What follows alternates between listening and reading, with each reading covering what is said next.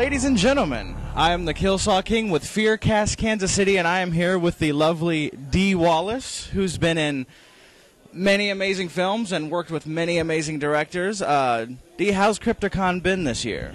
Oh, it's been great, and it's been great to be back in my hometown doing it. Awesome, awesome. Now, I just kind of wanted to run through some of the directors that you've actually worked with and just see if I can get a little insight of what the experience was working with some of them. I wanted to start off... Do I have to tell the truth? Partially, okay. Partially. First off, I wanted to start with the legendary horror director Joe Dante, which is one of the early films you worked on, but it's still held as one of the best werewolf movies of all time. Thank you. Which is The Howling. How was it on the set of The Howling? How was it working with someone who now is such a cult director and has such a following? Well, I adore Joe. I love Joe, and I think he's incredibly creative and dedicated. I mean, all the cartoons and everything that you saw in The Howling, he paid for himself because he thought it made the film better, and I do too. And they didn't want to cop for the money from the studio, so he just did a lot of really creative things and brought it up to a really A film. And aside from that, he's just a really nice guy. We're friends. Awesome. All right. Now we're going to shift ahead a couple years, and with the movie E.T., you worked with Steven Spielberg, who is now hailed as one of the mega directors. How was it working with Steven in such a early stage of his career? Steven, one of his strengths is that he hires the right people for the right parts. So he just kind of left me alone, really. He didn't direct me a whole lot, which I really liked. I mean, obviously he is an iconic director and genius, and I'm really glad I was in one of probably the biggest blockbuster he's ever done. Alrighty, and now we'll move together to another one, which is one of my favorite films. You worked with Michael J. Fox, and I want to talk about Peter Jackson and the Frightners. And just a side note, your character in the Frightners was like my favorite as a kid. Just like the whole end scene with the shotgun running through the house, amazing. I had a great time killing everybody.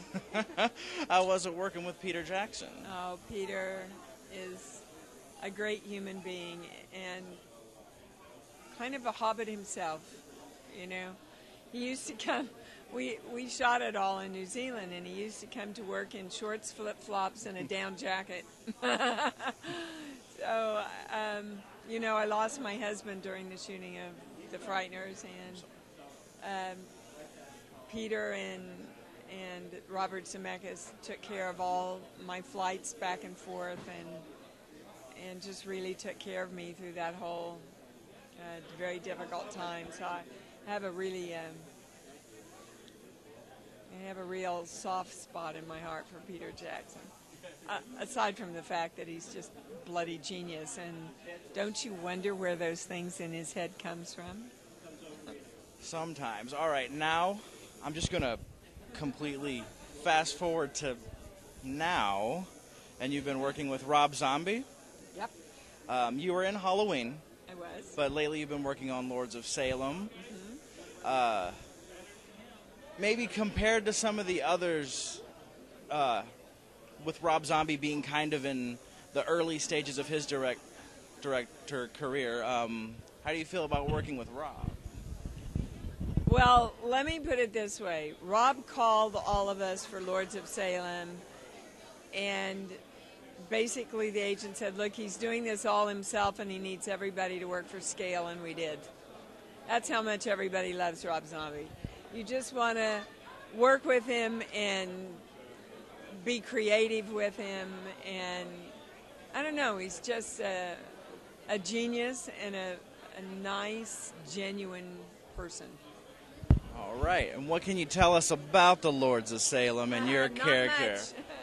Well, he wrote the part for me, and I play Sonny, who is a self-help guru, we think, who has a very big arc.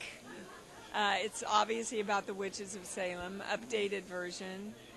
You're going to hear a lot of great zombie music, And, he did the whole thing, wrote it, directed it, edited it, everything. Did the artwork for it. I personally cannot wait. Oh, let me tell you, the last shot is worth the whole damn film. Yeah? Yeah. You got to see this film if you're a Rob or a horror fan. Oh, I'll be waiting in line. She'll be waiting in line. Kind of an end note, I'm just kind of going to go around and ask everybody I'm interviewing, what's your favorite horror movie and why?